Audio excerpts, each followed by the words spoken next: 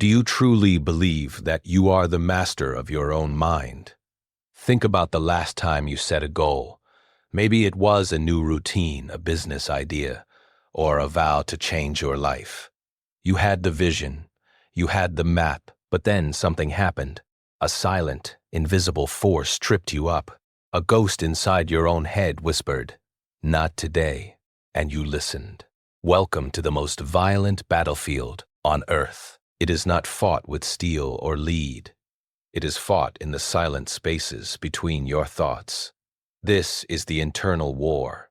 This is you versus you. Most people spend their entire lives fighting external enemies. They blame the economy, their boss, or their upbringing, but they are looking in the wrong direction. As the legendary writer Stephen Pressfield states in The War of Art, resistance is experienced as fear. The degree of fear equates to the objective's importance. Therefore, the more fear we feel about a specific enterprise, the more certain we can be that that enterprise is important to us and to the soul's evolution. Resistance is not just a feeling, it is a neurological barrier. It is the shadow that stands between who you are and the 1% you are destined to become. To understand why this war is so difficult, we must look at the work of Sigmund Freud. He identified that our mind is a house divided. There is the ID, the primitive, animalistic core that only craves instant pleasure and comfort. Then there is the superio, the internal judge that holds the blueprint of your highest self. Freud famously wrote, "The mind is like an iceberg. It floats with 1/7 of its bulk above water." That means the you that is listening to me right now is only a tiny fraction of the power and the darkness that lies beneath. The internal war is the friction between your animal brain wanting to hide in a cave of comfort and your human brain wanting to build an empire. But Carl Jung took this even further. He spoke of the shadow.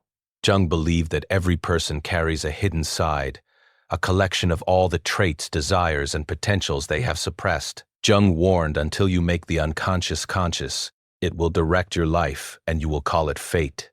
Are you actually failing? Or is your shadow simply running the show while you are on autopilot? Most people live in a state of fate because they are too afraid to confront their own darkness. If this realization is starting to shake you, if you are beginning to see the strings, hit that like button. It signals to the world that you are no longer a puppet. Now, listen closely. This level of psychological depth is not for the masses. Most people want 3 easy steps to success. They do not want to stare into the abyss of their own self-sabotage. But you are still here. That tells me you belong in a different category. At the 1% elite, we are building a community of 100,000 elite minds. We are looking for the individuals who refuse to be a passenger in their own dema. We are building a tribe of masters who understand that to lead others, you must first conquer yourself. If you are one of the 100K who refuse to live a mediocre life, subscribe right now. Join the ranks of the 1% elite. Do not just watch the war, lead. It wants us dig deeper into the rights of William James, the father of American psychology. James spoke about the plasticity of habit. He argued that every time you give in to resistance, you are physically carving a path in your brain that makes it easier to fail next time. James wrote, "The chain of habit is too weak to be felt until it is too heavy to be broken." The internal war is a fight for the physical structure of your brain. When you choose the easy path, you are literally wiring yourself for mediocrity. This is why cognitive dissonance, as explained by Leon Festinger, is so painful. When your ideal self wants to work, but your current self stays in bed, the brain enters a state of agony. To stop the pain, the 99% choose to lower their standards. They tell themselves, "I am just a realistic person."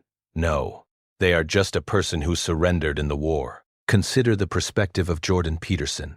In 12 Rules for Life, he discusses the internal hierarchy. He notes that your brain has ancient circuits, shared even with lobsters, that track your status and your victories. When you lose the internal war, these circuits lower your serotonin.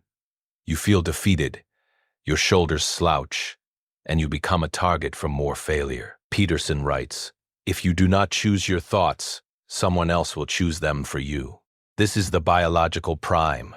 Your internal war determines your chemical state. If you know someone who is losing this chemical battle, someone who is trapped in a loop of self-doubt, share this video with them. They deserve to see the mechanics of their own prison. We must also look at Viktor Frankl, a psychiatrist who survived the unthinkable. In Man's Search for Meaning, Frankl observed that the only people who survived the concentration camps were those who could win the internal war over their own despair. He wrote, "Everything can be taken from a man but one thing, the last of the human freedoms, to choose one's attitude in any given set of circumstances, to choose one's own way." If Frankl could find the space to choose his response in a death camp, what is your excuse? The war is won in the space between stimulus and response. The stimulus is the urge to check your phone. The response is the choice to stay focused. Dr. Albert Ellis, the creator of REBT, identified that we are often defeated by masturbatory thinking. We tell ourselves, "I must be successful," or "I must be liked." These irrational beliefs are the landmines in your internal battlefield. Ellis wrote, "The best years of your life are the ones in which you decide your problems are your own. The moment you stop blaming the ecology or the economy and realize that the enemy is the voice inside your head, that is the moment you become part of the 1% elite." Let us look at Maxwell Maltz and Psycho-Cybernetics. He realized that the human brain is a servo mechanism. It is like a torpedo. You give it a target, and it will find it. But if your self-image is set to failure, your brain will actually seek out ways to sabotage you to stay consistent with that image. Maltz wrote, "Your self-image defines the area of the possible. You can never outperform your own self-image." This is why the internal war is often a fight to kill an old version of yourself. You are not fighting for a new car or more money. You are fighting to upgrade the very software of your identity. In our current era, the war has moved to our screens. Dopamine priming is the new frontier. Every notification is a stimulus designed to win the war for your attention. If you are not consciously directing your focus, you are being primed for distraction. This is what Marcus Aurelius meant when he wrote in Meditations, "The soul becomes dyed with the color of its thoughts." What color is your soul right now? Is it the bright gold of focus and purpose, or the dull gray of endless scrolling and passive consumption? To win this war, you must practice metacognition. You must become the observer of your own thoughts. When the saboteur speaks, do not say, "I am tired." Say, "I am noticing a thought of tiredness." By labeling the thought, you create distance. You are the general on the hill, watching the movements of the enemy below. You do not have to follow every soldier's suggestion. You only follow the orders that lead to the objective. We are the 1% elite. We are the 1% elite. We do not seek a life without war. We seek a life where we are the masters of the battlefield. As Abraham Maslow famously said, "A musician must make music, an artist must paint, a poet must write, if he is to be ultimately at peace with himself. What a man can be, he must be." That must is the call to arms. It is the final command in the internal war. If you feel that must burning inside you, then you are exactly where you need to be. Join the 100,000. Subscribe to the 1% elite. Leave a comment below with the word "WEARY" if you have committed to winning your internal battle today. In our next deep dive, we will explore the psychology of extreme ownership. Until then, stay sharp, watch your thoughts, and remember, the greatest empire you will ever govern is the one between your ears, the 1% elite. Master your mind, master your life.